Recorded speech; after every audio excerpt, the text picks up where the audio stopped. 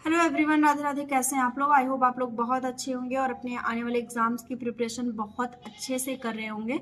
तो बहुत सारे लोग ऐसे होंगे जिनका आरपीएफएसआई का एग्जाम हो रहा होगा और कुछ लोग ऐसे होंगे जिनका 2 दिसंबर को आरपीएफएसआई का एग्जाम हो गया होगा। ठीक है, तो जिनका आरपीएफ कांस्टेबल का एग्जाम है वो लोग एक बात हमेशा ध्यान रखिए कि कभी भी आप बहुत थोड़ा पढ़ने की कोशिश मत करिए। ठीक है, कि थोड़ा पढ़ लेंगे तो आप एक एग्जाम में बैठ जाएंगे, क्योंकि कंपटीशन इतना ज्यादा है कि इतनी छोटी सी पोस्ट के लिए इतना ज्यादा फॉर्म आता है। तो बहुत ज्यादा कंपटीशन है और बहुत थोड़ा पढ़ के आप फिर थोड़े में ही रह जाएंगे। आप एक मतलब स्मार्ट स्टडी जो है वो आपकी नहीं हो पाएगी।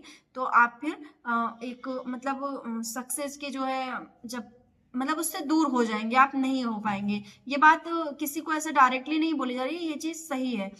तो जीके पढ़ने में ये होता है कि जीके कहाँ पढ़े, क्योंकि इतना ब्रॉड सिलेबस है कि उसमें हिस्ट्री और जियोग्राफी और आपका संविधान, साइंस, अर्थव्यवस्था, मतलब इकोनॉमिक्स, इन्वायरमेंट, जितनी सारी चीजें हैं सब उसी में आ जाती हैं, सब जीएस के पोर्शन में आती हैं।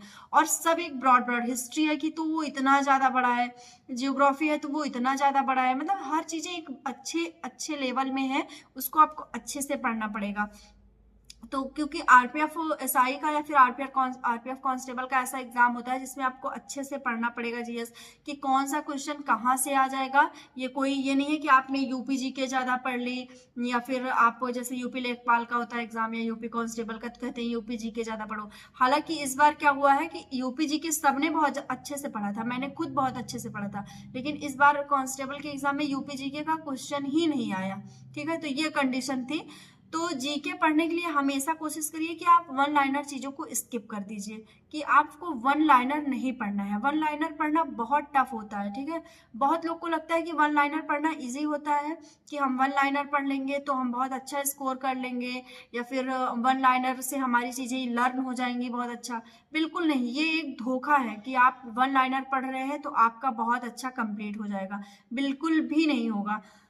मैं आपको बता दूं कि जैसे आपके पास एक बुक होनी चाहिए हिस्ट्री की, अच्छी बुक होनी चाहिए। आप देखिए, बुक में कोई ये नहीं है कि ये बुक गलत है, ये बुक गलत है, ये बुक गलत है। आपको कोई एक ट्रस्टेड बुक ले लेनी है, कोई भी आप हिस्ट्री की जाके दुकान पे अच्छे से बुक ले लीजिए कि कौन सी बुक अच्छी है, आपको समझ में आ जाएगी। या फिर मैं आपको डिस्क्रिप्शन में बता दूंगी कि आप कौन सी बुक ले सकते हैं जो आपके लिए अच्छी हो। तो आप वो बुक लेके आप स्टार्टिंग से लेके उसको एक कहानी की तरह, जैसे हिस्ट्री है तो वो एक कहानी की तरह है। ठीक है, आपको उसको स्टार्टिंग से लेके और फिर एंड करना है। ये नहीं कि आपको बीच बीच से पढ़ना है कि पहले आपने गांधी को पढ़ लिया, फिर आपने अकबर को पढ़ लिया, फिर आपने इल्तुतमिश को पढ़ लिया। ऐसे नहीं पढ़ना है, आपको सीक्वेंस से पढ़ना है कि आपने स्टार्ट किया, प्रागैतिहासिक काल से स्टार्ट किया तो आप पूरा एंड यहाँ पे करेंगे आधुनिक में आके।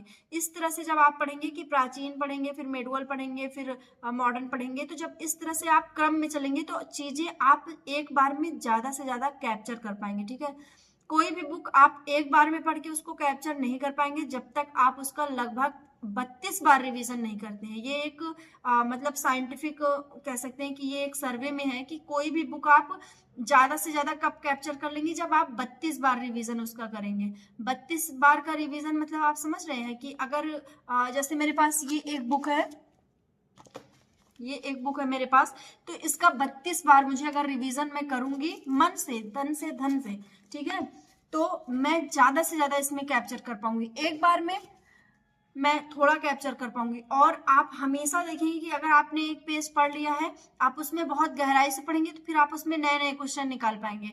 तो जीएस पढ़ने का यही तरीका है, और कोई रामबाण नहीं है, कि कोई जड़ी बूटी नहीं है कि घोल के पी जाना है। इस तरह से आपको पढ़ना है। और जैसे आपने एक बार पढ़ी, जब आप बुक पढ़ना स्टार्ट करेंगे तो आपको थोड़ा कठिनाई होगी कि कैसे मैं ये बुक पढूं, मुझे समझ में नहीं आ रहा है। फिर आप दोबारा पढ़ेंगे तो थोड़ी सी कम कठिनाई होगी, तिबारा पढ़ेंगे तो थोड़ा कम कठिनाई होगी।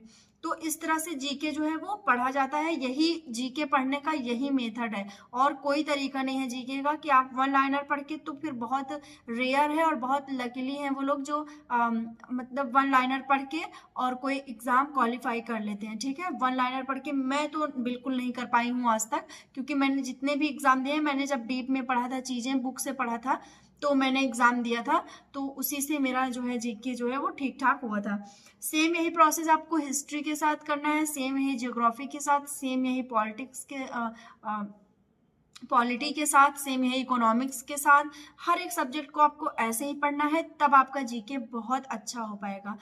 और आप एक प्रैक्टिस सेट हमेशा लगा के रखिए। जैसे मतलब आप पढ़ रहे हैं, कोई भी बुक पढ़ रहे हैं, मान लीजिए आप हिस्ट्री पढ़ रहे हैं, तो आपके पास हिस्ट्री की एक घटना चक्र जरूर होनी चाहिए।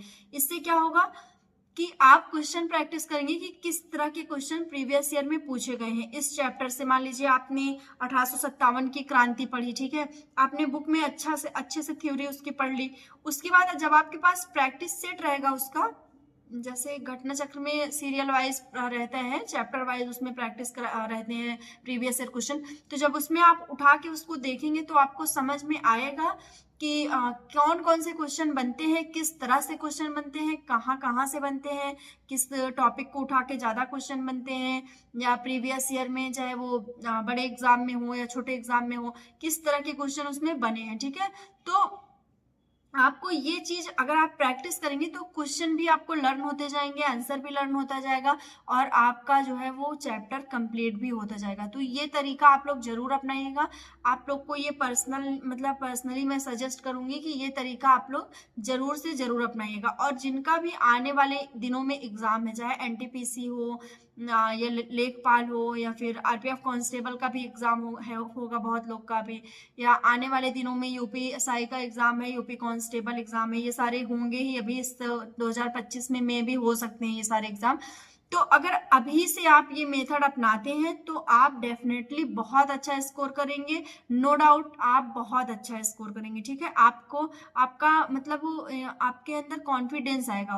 और एक चीज मैं थोड़ा सा बताऊंगी कि बहुत सारे लोग होंगे जिनका 60,244 में सिलेक्शन नहीं हो पाया होगा, जैसे मेरा कि नहीं हो पाया, लेकिन इसकी पहली वैकेंसी में मेरा हुआ था, उसमें मैं फिजिकल में आउट थी। ठीक है, तो अगर इस तरह के लोग बहुत सारे होंगे, और भी लोग होंगे जिनका एमटीएस में आंसर की देखे होंगे तो उनका बहुत अच्छा स्कोर नहीं रहा होगा, या फिर आरपीएफ एसआई का बहुत अच्छा स्कोर नहीं हो रहा होगा, तो उनके लिए एक ही सजेशन है कि वो बहुत ज़्यादा मतलब अपने आप के दिमाग में प्रेशर ना लें ये चीज़ का कि मेरा नहीं हो पाया है तो मेरा आगे नहीं हो पाएगा। ठीक है, बहुत लोग, जैसे मैं एक कमेंट उठाती हूँ, उसमें कमेंट में था कि अगर 60,244 में नहीं हुआ तो फिर किसी में नहीं होगा। इतना मतलब वो घटिया थॉट था कि मैं उसको एक्सप्लेन नहीं कर सकती हूँ। जो लोग बहुत ऐसे लोग होंगे जो ऑनेस्टली पढ़ रहे होंगे, ठीक है, बहुत ऑनेस्टली पढ़ रहे होंगे, लेकिन कुछ रीजन से, कुछ मिस्टेक की वजह से, टाइम मैनेजमेंट ना कर पाना, कुछ इस तरह से चीजों से उनका एग्जाम कहीं ना कहीं गड़बड़ हो जाता है। ठीक है, बहुत सारे अच्छे अच्छे स्टूडेंट हैं जिनसे आप पूछेंगे कोई भी क्वेश्चन तो वो सॉल्व कर लेंगे, बता लेंगे, लेकिन वो एग्जाम में उनके अंदर ये स्ट्रेटजी नहीं होती कि वो अपना टाइम मैनेज कर पाए।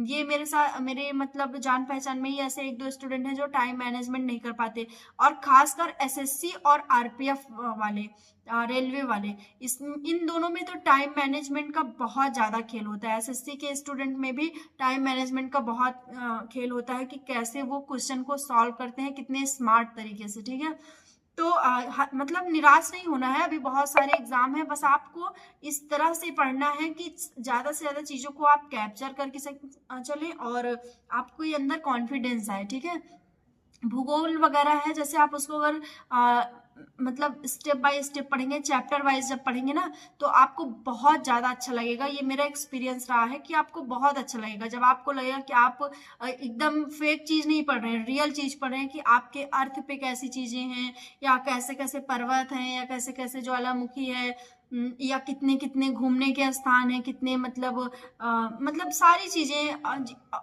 मतलब पूरे इंडिया का, पूरा वर्ल्ड का, आप जब वर्ल्ड का अलग पढ़ेंगे, इंडिया का अलग पढ़ेंगे, संसार का अलग पढ़ेंगे और भारत का अलग पढ़ेंगे ना, तो आपको बहुत ज्यादा मजा आने वाला है पढ़ने में।